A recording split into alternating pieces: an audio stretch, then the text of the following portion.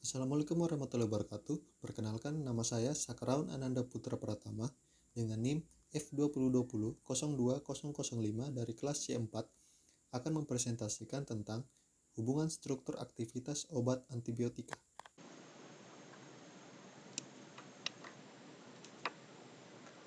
Menurut Siswandono, antibiotika adalah senyawa kimia khas yang dihasilkan oleh organisme hidup, termasuk turunan senyawa dan struktur analognya yang dibuat secara sintetik, dan dalam kadar rendah, mampu menghambat proses penting dalam kehidupan satu spesies atau lebih mikroorganisme.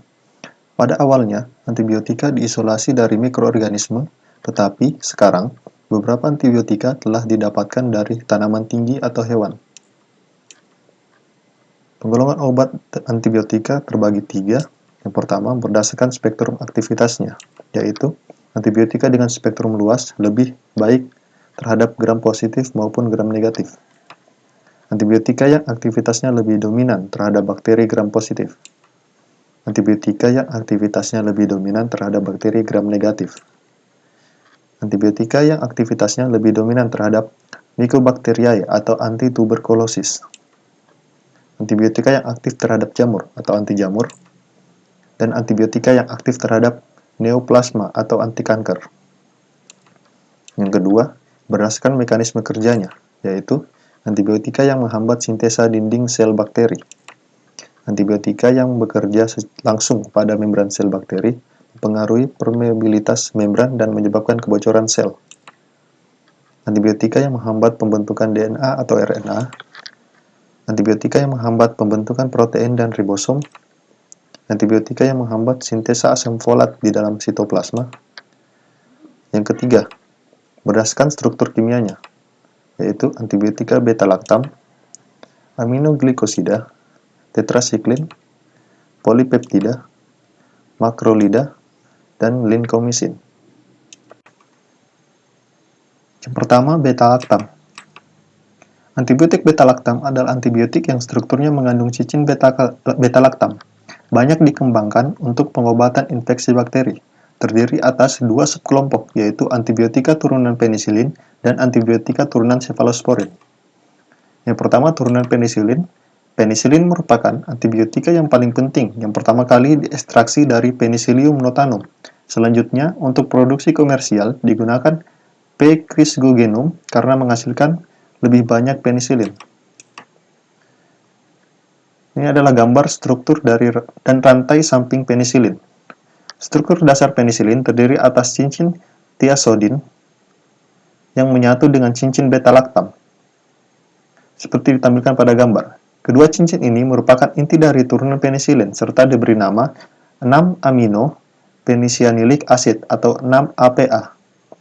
Berbagai turunan penisilin semisintetis kemudian diproduksi dengan memodifikasi rantai samping yang terikat pada 6-APA.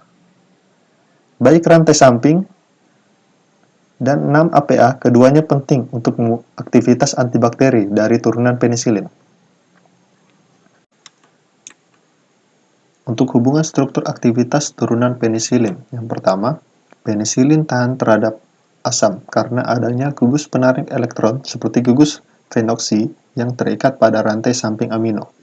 Gugus tersebut mencegah penata ulangan penisilin menjadi asam penilat yang terjadi dalam suasana asam. Yang kedua, penisilin yang tahan terhadap beta-laktamase karena adanya gugus meruah atau bulky pada rantai samping amino. Misalnya, cincin aromatik yang pada kedudukan orto mengandung gugus halogen atau metroksi.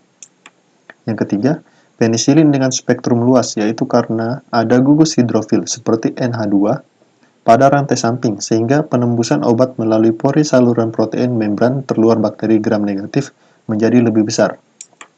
Yang keempat, penisilin yang aktif terhadap bakteri gram negatif dan Pseudomonas aeruginosa disebabkan adanya gugus asidik pada rantai samping seperti COOH, SO3H, dan NHCO-. Yang kelima, penisilin yang bekerja sebagai prodrug atau praobat. Didapatkan melalui cara-cara berikut ini. Yang pertama, dibuat dalam bentuk garamnya. Contohnya, prokain penisilin G dan benzatin penisilin G. Yang kedua, menutupi gugus amino bebas, misal yang terdapat pada struktur ampicillin, dengan membentuk garam amida yang akan diurai kembali pada in vivo. Contohnya piperacillin, acetylocillin, dan meslocillin.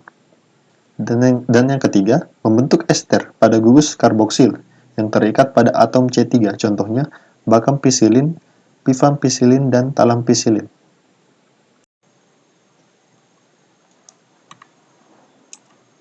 Yang kedua, cephalosporin. Cephalosporin pertama kali diekstraksi dari jamur Cephalosporium acremonium. Produk utama adalah cephalosporin C. Dari molekul inilah, berbagai modifikasi dilakukan untuk mendapatkan berbagai turunan cephalosporin yang digunakan hingga sekarang. Ini adalah gambar dari struktur umum cephalosporin. Untuk hubungan struktur aktivitas turunan cephalosporin, yang pertama, turunan cephalosporin memiliki struktur inti yang sama, kecuali pada rantai samping pada posisi C3 dan C7. Modifikasi substituen pada C3 dilakukan untuk mendapatkan sifat fisika kimia yang lebih baik, dan modifikasi substituen pada posisi C7 untuk mengubah spektrum aktivitasnya. Yang kedua, adanya gugus pendorong elektron pada posisi C3 dapat meningkatkan aktivitas antibakteri. Yang ketiga, aktivitas biologis sangat bergantung pada rantai samping yang terikat pada posisi C7. Substitusi gugus metroksi pada posisi C7, seperti pada senvaمیsin, dapat meningkatkan ketahanan terhadap beta-laktamase. Yang keempat, pergantian isosterik dari atom S pada cincin dihidrotiazin dengan atom O menghasilkan oxasenvaمیsin atau oxasevem, menunjukkan spektrum antibakteri yang lebih luas. Yang kedua, tetrasiklin. Antibiotika turunan tetrasiklin didapat dari hasil isolasi kultur Streptomyces sp dan kemudian dikembangkan secara semi-sintetik. Merupakan turunan oktahidronaftasen yang terbentuk oleh gabungan 4 buah cincin serta memiliki 5 atau 6 pusat atom C asimetrik. Turunan tetrasiklin merupakan antibiotika poten yang memiliki aktivitas berspektrum luas baik terhadap bakteri gram negatif maupun bakteri gram positif. Oleh karena itu, tetrasiklin merupakan obat pilihan untuk berbagai macam penyakit infeksi. Ini merupakan gambar dari struktur umum turunan tetrasiklin. Untuk hubungan struktur aktivitas turunan tetrasiklin, yang pertama, cincin D harus merupakan cincin aromatik dan cincin A harus tersubstitusi pada setiap atom karbonnya dengan tepat untuk kepentingan aktivitasnya.